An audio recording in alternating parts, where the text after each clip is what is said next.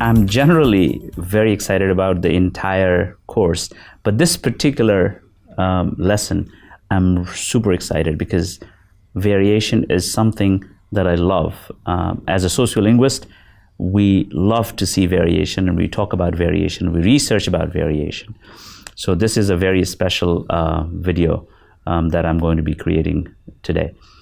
One of the facts of any living language, which cannot be disputed, is that it has variation. What does this mean? This means that either there are many ways of pronouncing the same word, or there are different words for the same thing.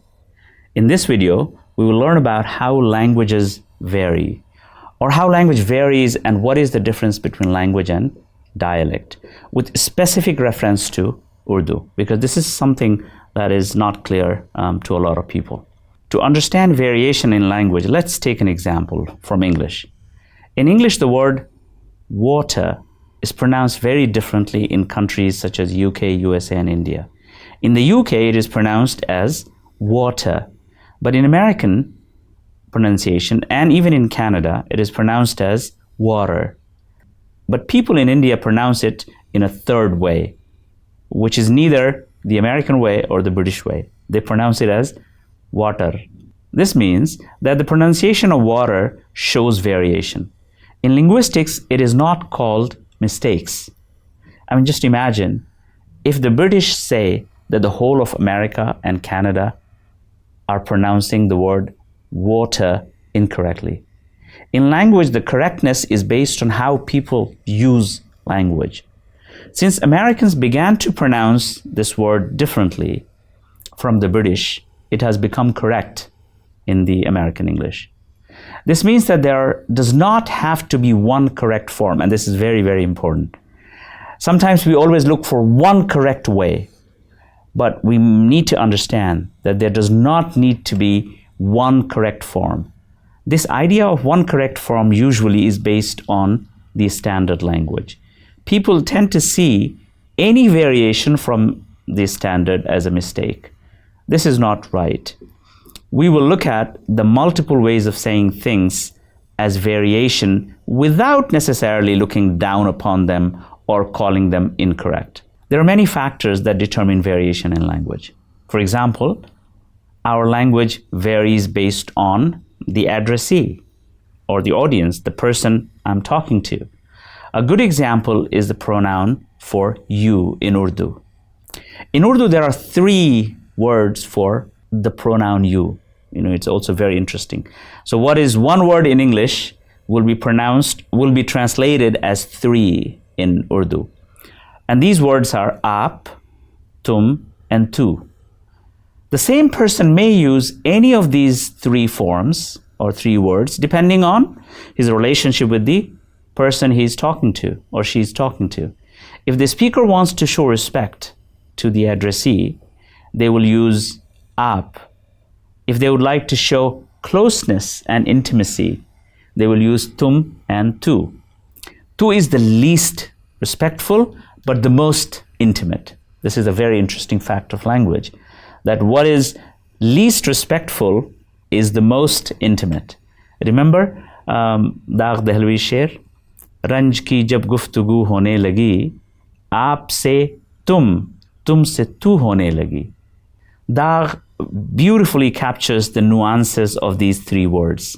When you begin to be angry or ranj in the couplet, you don't want to give the person respect and start going down the slide of pronoun from the highest aap to the lowest tu, with tum in between. You cannot say that tu is wrong. It may be inappropriate in some specific situations, but it's not wrong.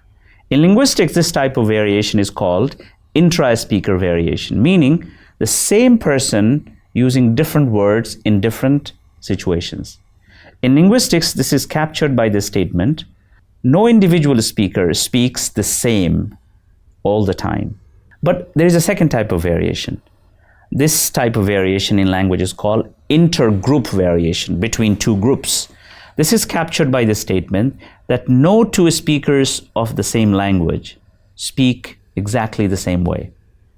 This means that different groups of people will speak the same language differently, which does not always mean incorrectly, and that is an important point to keep in mind. This variation is further divided into many subcategories. Two of them are relevant for our discussion today.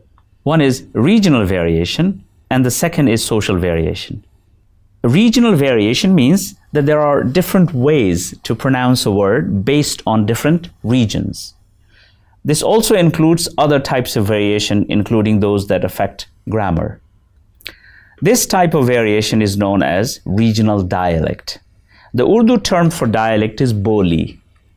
In any large country, regional variation is bound to happen.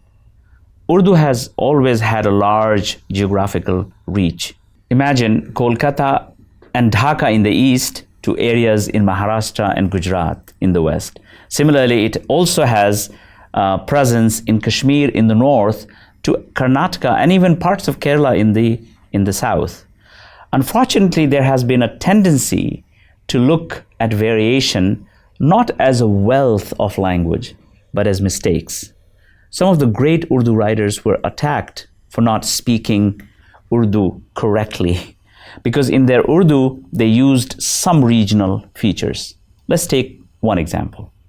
The sound qaf, or the letter qaf, which is pronounced as qa, about which we have already discussed in an earlier video, has a lot of variations.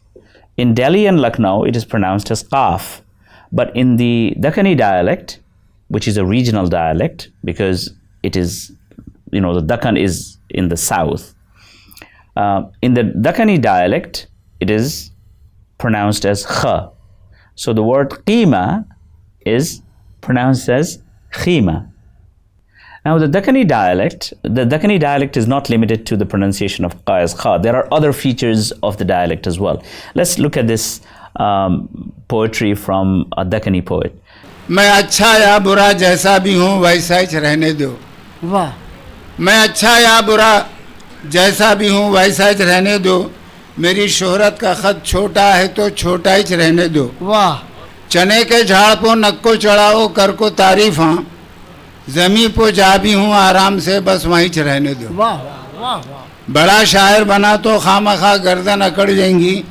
मैं एक छोटा सा शायर हूँ मुझे छोटा ही रहने दो. In this qata by Ghaus Khamakha Hyderabadi, he interestingly uses Dakhni features. But the example that I gave of qaf is important. He pronounces qad as khad. So that shows the regional pronunciation of the Urdu dialect. He writes poetry in standard Urdu, but sometimes he uses the Dakhni dialect. This one is in the dialect or Boli. You hear him pronounce Meri shohrat ka khad for qad. In standard Urdu, we will say qad, which means the height or stature of popularity. This is related to the pronunciation that we talked about. There are differences also related to grammar. For example, in Dakhni Urdu, the plural of tarif is not tarifain, which we use in the north, but tarifan. Similarly, the word for a standard he is ich.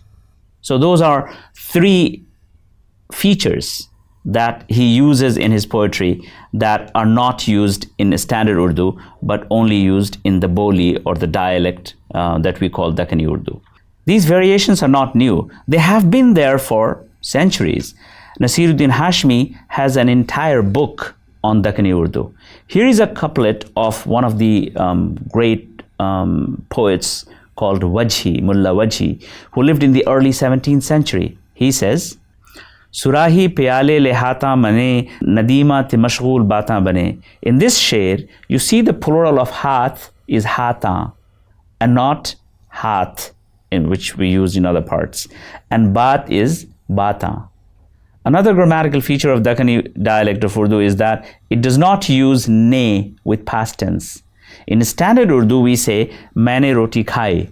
But in Dakhni, we would say, main roti khai. The differences between standard Urdu and Dakhni is quite prominent. Sometimes dialect variation may not be as prominent. And still there are differences even between Delhi Urdu and Lucknow Urdu, which are both considered to be standard. And both of them actually fall in northern India. Some examples of the differences are, for example, the word saans, breath. In Lucknow, it is feminine. So you say, lambi saans lo. But in Delhi, it is masculine. So people, Urdu speakers in Delhi, would say, lamba saans lo. In Lucknow, the word Fatiha is masculine. But in Delhi, it is feminine. So you say, maine Fatiha padhi. But in Lucknow, you would say, maine Fatiha padha. Similarly, in Lucknow, the word agosh is masculine. But in Delhi, it is feminine. So these are all examples of variation. And we shouldn't be fixated on looking for one correct form. That, oh, this is correct, but the other one is incorrect. This is all wealth, as I said, of the Urdu language. Another example of regional variation in Urdu is the Urdu spoken in the Punjab region. Many people from Lucknow and Delhi have made fun of the dialect. The stigmatization of the Punjabi Urdu has more to do with the control and power over Urdu than the Urdu language itself.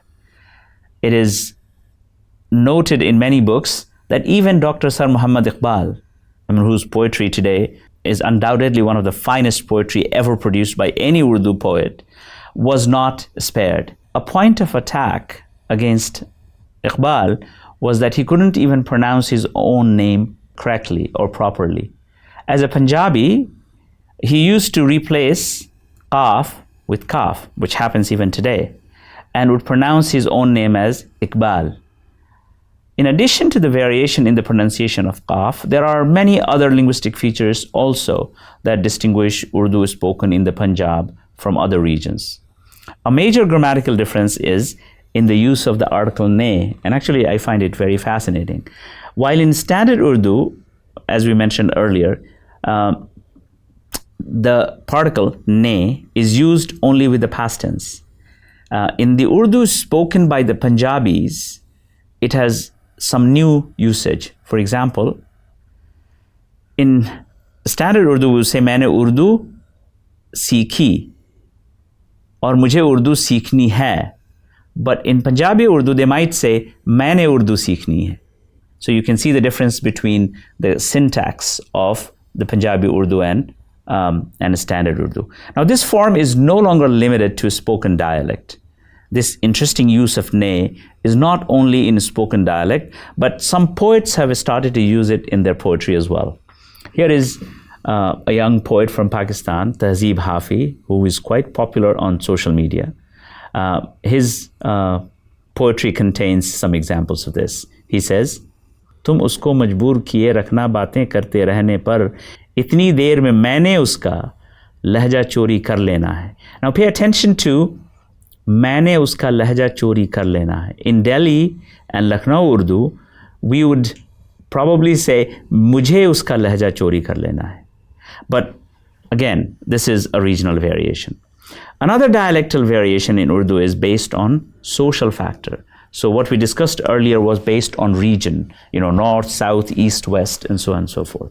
But now we are discussing a variation that is not based on region, but within the same city, it's based on social factors. So unlike regional dialects such as Dakhni and Punjabi Urdu, there is a Boli or dialect based on social class within the same city.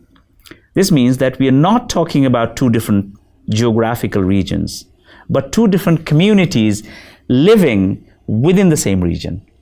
One good example of this is the dialect spoken by the working class people in Old Delhi. The name of the dialect is Karkhandari dialect.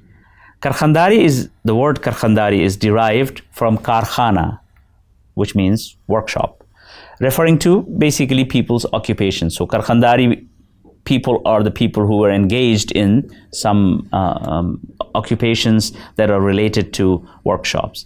Gopi Chand Narang has studied the dialect and has identified some interesting linguistic features. For example, instead of kaha in standard Urdu, the word kaha is pronounced as kia. So for example, you would say, Usne kiya ki main, which means usne kaha ki main, he said that. Now, kiya meaning did is pronounced kara. So, maine ye kaam kiya in Karkhandari dialect would be maine ye kaam kara.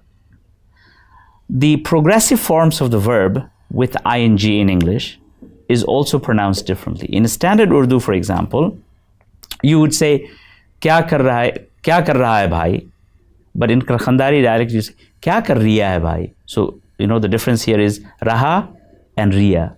The Karkhandari dialect has another very interesting linguistic phenomenon in which actually two sounds are flipped. One of them is replaced with the other. This is known in linguistics as metathesis. Some of the examples are qufl. So the standard Urdu qufl is pronounced as qulf, from which we have the word actually qulfi, you know, the sweet that we eat. Lanat is pronounced as nalat. So you can see la, the sound la and n have been swapped. Mizaj, the standard Urdu mizaj is pronounced as mijaz. So za has been swapped with ja.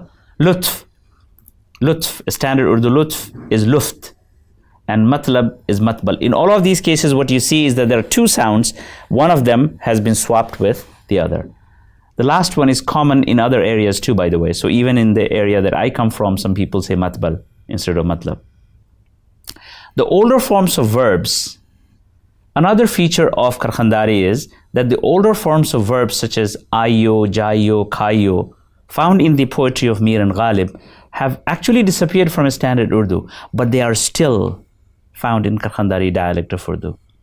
While doing my field work, I realized that many people try to not speak to you in Karkhandari because for some reason the dialect does not have the prestige. It has some sort of stigma attached to it. People who look down upon this dialect of Karkhandari do not realize that actually this dialect has preserved some features of Urdu that have disappeared from standard Urdu. So the two features that I mentioned that exist in Karkhandari dialect but have disappeared from standard Urdu, I just wanted to read two couplets from Ghalib and Momin.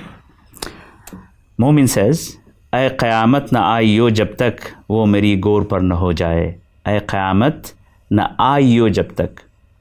This form aayo is not used in modern standard Urdu. Similarly, Ghalib says, "Haan khaiyo mat farebe hasti, haan khaiyo mat farebe hasti, har chand kahe ke hai nahi hai." Now here also you see khaiyo.